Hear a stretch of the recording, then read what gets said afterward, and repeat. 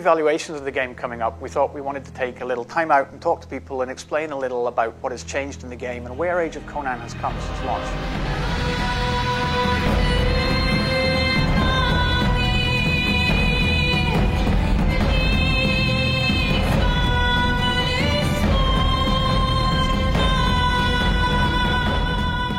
We took a look at the player feedback through all the channels that we had, through our forums, through the press, and through speaking to players directly, playing on the live servers and seeing what the state of play was in the game.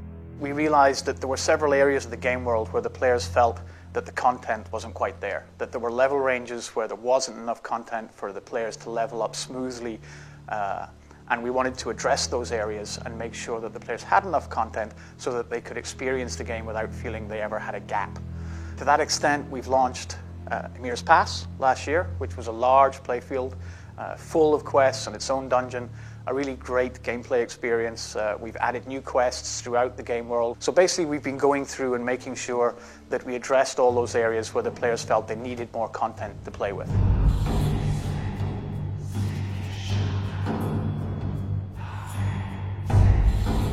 So for example, when we revamped Black Castle, we decided to try and focus on teamwork. We wanted this to have a team going inside this dungeon, have it a bit of an Indiana Jones experience for this dungeon, and feel that we really had to work together. They had to be cooperative and enjoy this as a team. Not only throughout boss fights, but actually throughout the dungeon to be able to go through each of the rooms. There are loads of traps and loads of things that they need to figure out, loads of things that, requires some certain abilities from certain players that others actually cannot do, and each of them will actually find their own strength within this dungeon as we play through. What I get the team to, or ask the team to focus on, is very much on always asking the question, is it fun? Remembering that the players are here for a reason and that we have to make the content fun, interesting and dynamic for the players. If we can get that right, everything else kind of slots into place after that. The players were a lot happier with the dungeon after the revamp compared to the way it was just after launch. And it actually gave us a bit of support knowing that we were going in the right direction. We were actually doing things that the players wanted to see and that people enjoyed playing. And this is something now we really keep in mind. It's good when the players actually tell us when we're doing things right, because we're going to try and do it a lot more in the end.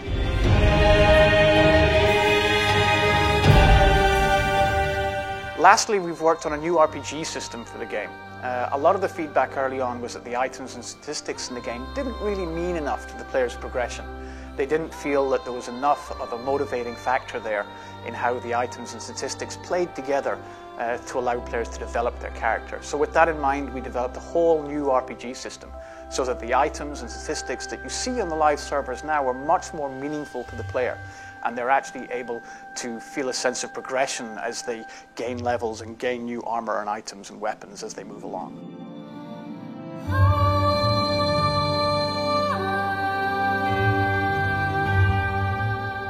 I really feel like there's a lot of content in the game and there's a lot to be done from levels 1 to 80. But what really keeps players after they've reached level 80 is the community, and that's really what ties a massively multiplayer game together. And so the dynamic team is really looking at how to tie players together and really get them to feel like their choices in the world are meaningful and the players around them are more the game than the monsters and the dungeons, and that's the flavor, but the community is really what drives a game like ours. I think we're definitely seeing a positive trend in how the players are reacting to the game. I think the players are acknowledging the hard work that the team are putting in. We've been going to great ends to listen to the players and make sure that we take their feedback into account when we design the new encounters, when we design quests, when we've made the RPG systems changes. That feedback channel is very, very important, because at the end of the day, I can sit here and make videos and talk to the press and interviews and say how great the game is as much as I like. Nothing beats that player experience, trying it for yourself. So the one thing we can say to players is, don't listen to me if the game's any good or not. Listen to your friends, listen to the people who are playing the game, and more importantly, try it for yourself.